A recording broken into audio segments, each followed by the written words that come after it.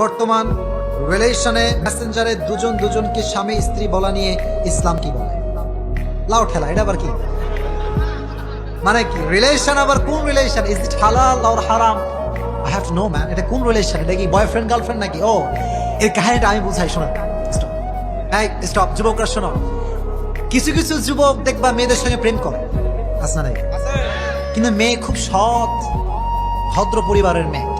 মেয়ে বলে জীবন থাকতে হারাম রিলেশনশিপ করব না, বিয়ে ছাড়া কিছু করবো না। এখন যুবকের ধান্দা মেয়েটারে খাইবে।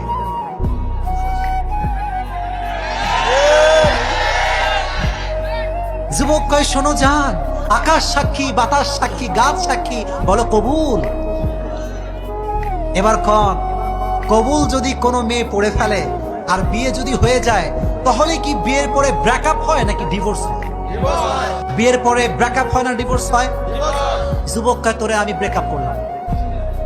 মাইয়ার হিসাব তো মিলে না। মাইয়া কয় আসমান জমিন সাক্ষী রাইখা বিয়ে করলো, এখন ডিভোর্স দাবাতে কয় ব্রেকআপ মানে কি?